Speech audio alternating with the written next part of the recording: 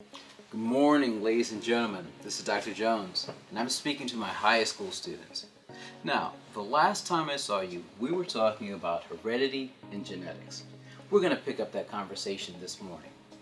Now, as you remember from before, our concept or our talk dealt specifically with asexual and sexual reproduction. Now we're going to move on in what's called a supporting standard. Think of a supporting standard as the prequel to the sequel.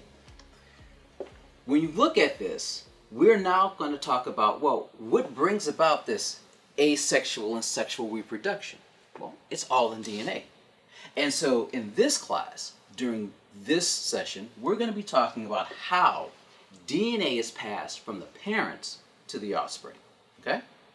Now, again, if we go back to Mendelian genetics, Mendel, the monk, didn't have any kids, a lot of plants, a lot of time.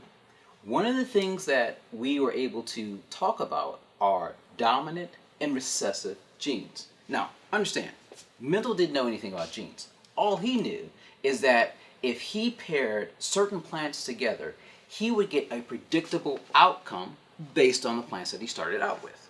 So when we're looking at this, first of all, understand that anytime you have a capital letter, that's a dominant trait. Think of a dominant trait as that dominant friend. Every time they're in the room, they demand the room. They demand the conversation. No one else gets to talk. Think of the little b as recessive traits, or those friends that when no one else is around, they just start gabbing and gabbing and gabbing. Now, one other thing I want to bring up is homogeneous, heterogeneous, or homozygous and heterozygous. When we talk about homozygous, we're just saying that both alleles or both genes are the same. Big B, two dominant people. Little b, two recessive people. A heterozygous would be someone would be an individual that has a dominant gene and a recessive gene. Big dog, little dog. Okay? So, when you're looking at a Punnett square, last thing, the way that you differentiate the mother or tell the difference between the mom and the dad, normally mom's up top, dad's on the side. Now, let's talk about why things are separated in this way. Well, if you think about asexual reproduction, mitosis, we start off with 2N, 46 chromosomes. You end up with cells that are 2N, 46 chromosomes. However, when we start talking about sexual reproduction, where you have two individuals, now you have to halfen the amount of chromosomes. Here's what I mean. Think of it this way. You start off with a cell, an individual, that has 46 chromosomes. There's no way that your mom and your dad could give you 46 chromosomes from both of them. Then you'd have like 92. You'd be, freak of nature. However, if you look at what happens in meiosis, you will find that in the process, you halfen or you decrease the number of chromosomes. It would be like taking a deck of cards, separating your reds from your blacks, or separating the diamonds and the hearts from the spades and the clubs, then shuffling them all out. What you find is that depending on if you're dealing from the hand with the spades and the clubs, or if you're dealing from the hand with the hearts and the diamonds, you'll get an assortment, but just of those particular suits, okay? When you're looking at egg and sperm, as I said, you start off with the father. He has 46 chromosomes, but each of his sperm cells only have 23. If you look at the mother, again, 46 chromosomes in the mother, but her ovum or egg only has 23. This process is called spermatogenesis. This process is called oogenesis. Yeah, gotta love the word. Oogenesis. Yeah. So, looking back at our Punnett square, here's what we're saying. This would be one ovum, one egg from the mother that has a dominant gene. This would be another egg from the mother with a recessive gene. This would be one sperm cell from the father, dominant gene. This is another sperm cell from the father, but this one has a recessive gene. So you can pair this sperm with this egg, get you. This sperm with this egg, get this individual. This sperm with this egg, and then this two sperm and egg, okay? Now, last thing before we really get into the math of science. You find that when you look at a Punnett square, it gives you the ratio or the probability of having a particular offspring. Here's what I mean. If you look at this one, okay, our big B, little b scenario, you will find that 3 of the 4 squares actually have a dominant or a large B, which means you have 3/4 of a chance of having this dominant trait. Okay? Now, notice you only have 1 out of the 4 that have 2 recessive, meaning you only have 1/4 of a chance of having the recessive trait. Now, last thing. I told you, you have homozygous, both are the same, heterozygous, both different. So if you're looking at this, you have 1 out of 4 chance of being homozygous dominant, 1 out of 4 chances being a homozygous recessive, and then you have 2 out of 4 or 50% chance of being a heterozygote. Okay? This is another example, and again, another trait, another gene.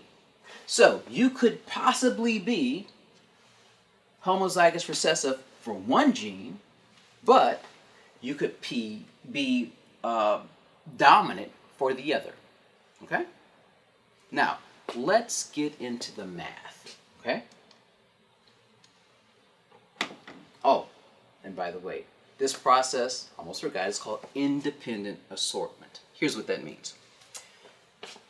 When you take a deck of cards and you shuffle them up and you start dealing them out, the cards that you deal have no bearing on the next card that you pick, except for the fact that you're taking that out of the pile. In independent assortment, we're saying, let's assume that you're dealing out cards, but for every spade or for every ace you dealt out, another one appeared in the deck. So at that point, it doesn't matter how many aces I deal out, I'll always have more aces. So one of the things that sometimes people get confused with is they use a deck of cards to try to describe independent assortment, but it's not quite right, because there's only 4 aces in the deck. If I deal out 4 aces, I can't deal out a 5th one. But that is not how the body works. Okay? All right. So, let's get to the math calculations of science. Okay? And to do this, first of all, I'm going to need a white screen. And next, I'm going to need my trusty die. Now, here's the deal.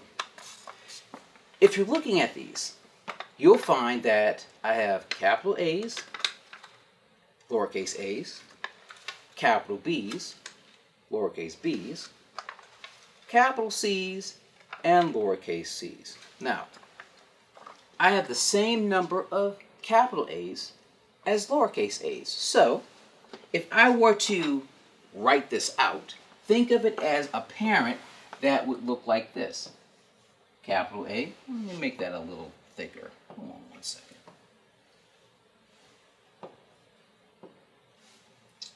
Capital A, lowercase a. Okay? So, here we go. Let's assume that's your mom. Boop. And here's your dad. Boop. Now, we know from our Punnett square that if I broke this up, egg and sperm, I should have, just like before,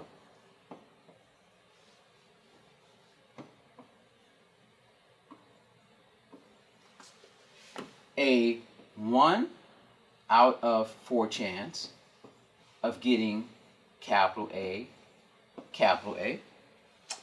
a 2 out of 4 chance of getting capital A, lowercase a, and a 1 out of 4 chance getting little a, little a. So, let's try this out. First, I'm going to roll for your mom. Then, I'm going to roll for your dad. Okay? And let's pick another color just so that we can show the offspring. All right? Here we go. First one. Capital A. Lowercase a. Okay. Let's try it again. Capital A. This one actually fell, but lowercase a again. Let's try it one more time. Capital A.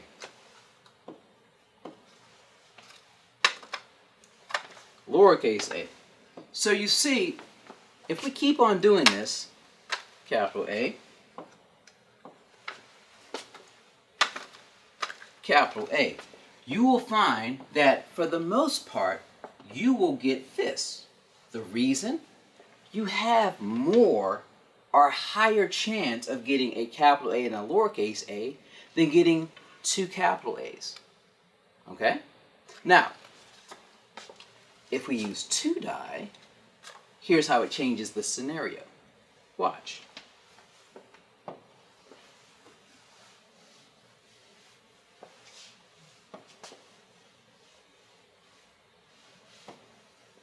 Gotta love it. Got to love this. All right. So, if you have 2, now you have to look at these as being independent. Here's what I mean. I'm going to do this quickly. You could have a capital A. You could have a capital B. You could have a capital A and a little b. You could have a little a capital B, and then you could have a little b. So if you do this one, technically it would be a 4 by 4, or it would be 16 different options. One more. What if we had this? Now, different color, you would have capital A, capital B, capital C. Capital A, capital B, lowercase c. Capital A, lowercase b, capital C. Capital A, lowercase b, lowercase c. Lowercase a, capital B, capital C. Lowercase a, lowercase b, capital C, and finally, lowercase a, lowercase b, and lowercase c. So in this scenario, you have 1, 2, 3, 4, 5, 6, 7. Did I get all the possible combinations? Yep, yep. Yep, yep. Yep, yep. Yep, yep. 7 times 7, 49. Now, I know just because of who I am, I should get 64. I think I may have forgotten something. You could probably, if you were here, help me out. But the idea is that if you look at the outcome of the dad and you multiply that by the outcome of the mom, you could find the probability of the offspring. Okay?